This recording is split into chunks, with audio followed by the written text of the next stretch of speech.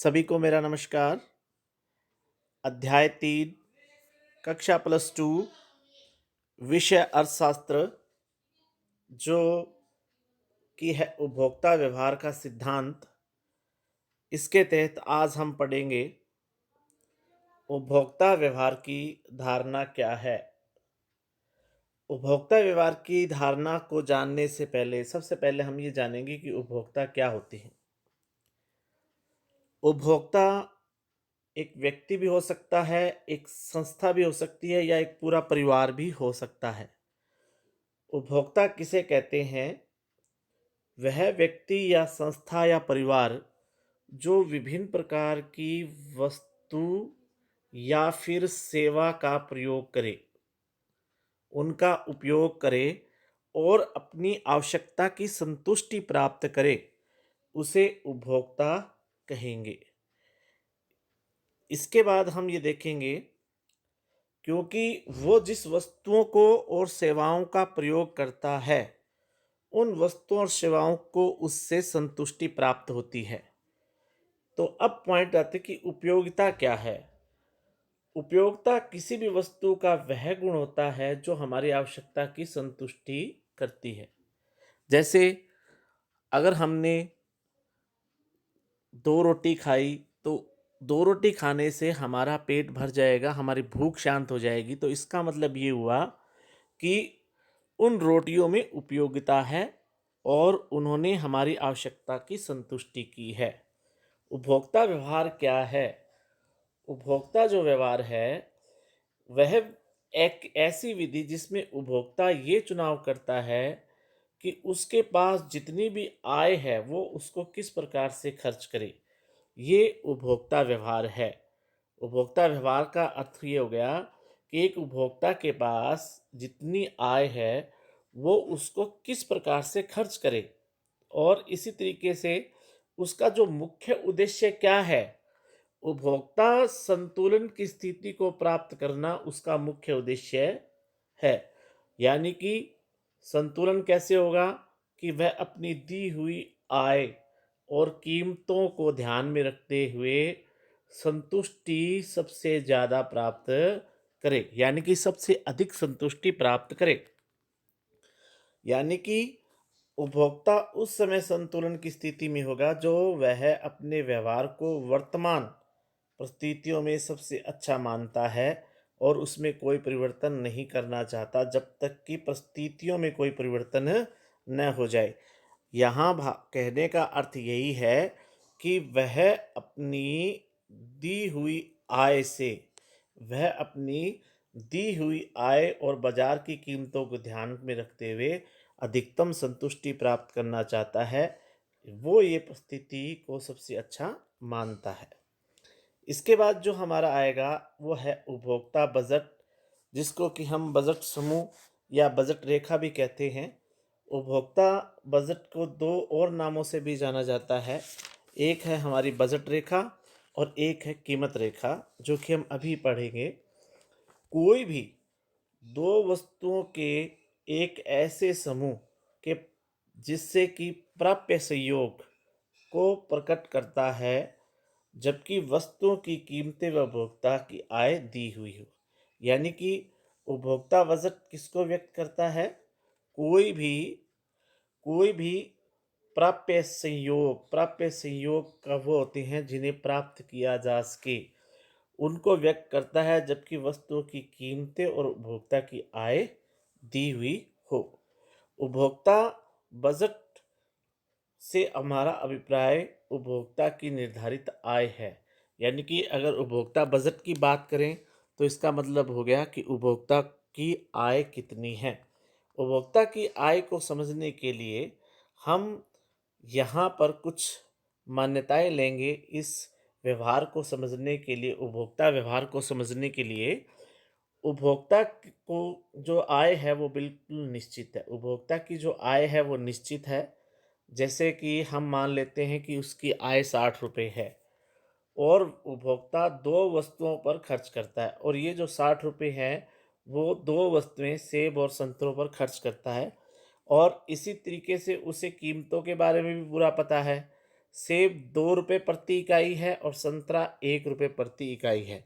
यानी कि अगर आप 60 रुपये के केवल सेब सेब खरीदना चाहते हो, तो आप केवल 30 सेब ही खरीद पाएँगे और 60 रुपये से यदि आप केवल संतरे खरीदना चाहते हो, तो केवल 60 खरीद पाएँगे, क्योंकि संतरे का मूल्य 1 रुपये का 1 है, तो 60 रुपये के 60 हो जाएँगे।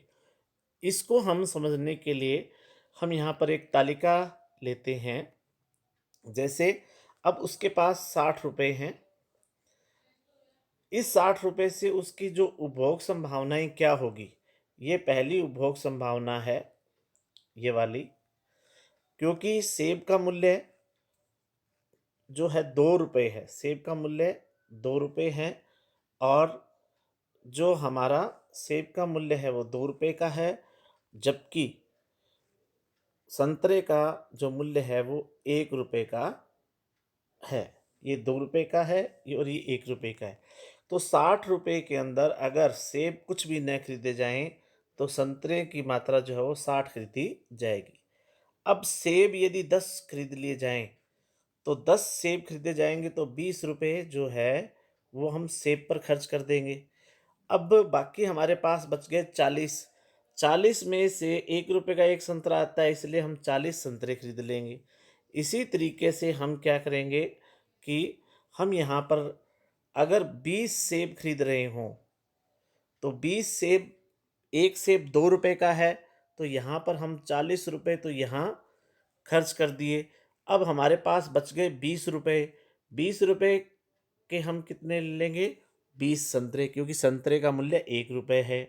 इसी तरीके से यदि हम 30 सेब खरीदेंगे, तो 2 रुपये का 1 सेब होने की वजह से 60 रुपये यहाँ पर खर्च हो जाएँगे, जबकि हमारे पास केवल 60 रुपये ही हैं।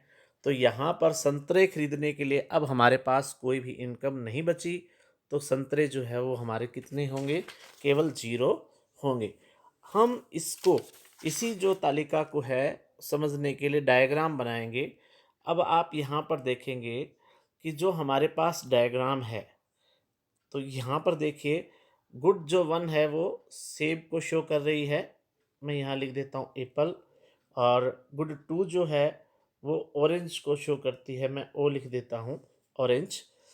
तो यहाँ पर आप देखेंगे कि इनकम आपको 60 रुपये दी गई है।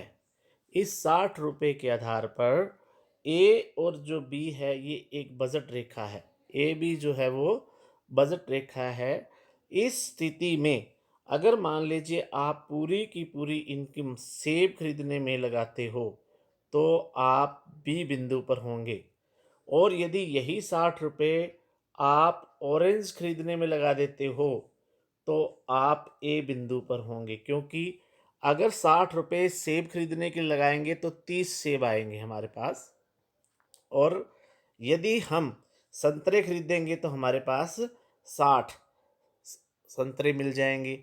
और ये जो जितनी भी परिस्थितियां हैं इसके दौरान ए और बी के बीच में जितने भी ये हम कोई भी पॉइंट लेंगे, ये विभिन्न प्रकार की संभावनाएं हैं जिन पर वो दो वस्तुओं का उत्पादन नहीं, वह दो वस्तुओं के संयोगों को प्रकट कर सकता है। इसी तरीके से हम यहाँ भी ये समझने की भी कोशिश करेंगे कि जो ए बी है इसे बजट लाइन भी, यानी कि बजट रेखा भी कहते हैं। इसे बजट रेखा क्यों कहते हैं? क्योंकि दी हुई कीमत आय पर वो सेब की जो है वो 30 मात्रा खरीद सकता है और संतरों की केवल 60 मात्रा खरीद सकता है, अथवा इन दोनों में विभिन्न संयोग जो है वो प्राप्त कर सकता है। इसलिए इसे बजट रेखा भी कहा जाता है कि इस ए बी बजट रेखा के आधार पर ही यह सब कुछ प्राप्त करेगा। इसको प्राइस लाइन भी कहते हैं, कीमत रेखा भी कहते हैं। अब हम यहाँ देखेंगे कि अगर हम यहाँ पर सेब लें, सेब और संतरे, सेब और संतरे अगर हम देखेंगे कि हमारी जितनी भी इनकम है, उस इनकम से या तो हम 30 सेब खरीद लें या केवल 60 संतरे खरीद लें। यानी कि 30 सेब का मूल्य किसके बराबर हो गया? 60 के बराबर हो गया। 30 इकाइयों का मूल्य 60 के बराबर हो गया। तो इसका मतलब ये हुआ कि 1 सेब के बदले में हम 2 संतरे खरीद सकते हैं, क्योंकि इससे 1 संतरे की जो कीमत है वो 1 सेब की जो कीमत है वो 2 संतरों के बराबर हो गई है। इस कारण से इसे कीमत रेखा भी कहा जाता है।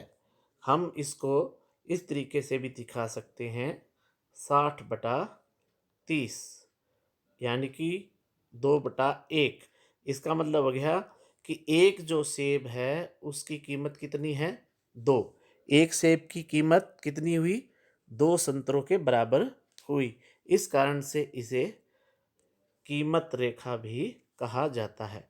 इसके बाद हमारा जो अगला पॉइंट है वो है प्राप्य या अप्राप्य संभाव्य या असंभाव्य संयोग क्या होता है।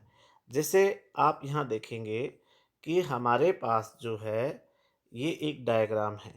इस डायग्राम में हम ये देखेंगे, ये जो यहाँ पर मैं लिख रहा हूँ ए बी से लेकर ये जो त्रिभुज बनी है, ये जो त्रिभुज है, यहाँ पर कोई भी इसके मध्य या इसके ऊपर कोई भी बिंदु होगा वो संभाव्य। संभाव्य का मतलब होता है प्राप्त किया जा सके, प्राप्त किया जा सके, यानी कि आप जिसे प्राप्त कर सकें, ये संयोग प्रकट करता है। जैसे मान लीजिए 60 रुपये आपके पास है तो आप 30 या फिर कुछ इस तरीके के ये खरीद सकते हैं। लेकिन अगर आप यहाँ देखेंगे कि आप ये चाहते हैं कि यहाँ पर इस पॉइंट पर अगर आप इस पॉइंट को खरीदना चाहते हो तो आप इस पॉइंट को प्राप्त नहीं कर सकते।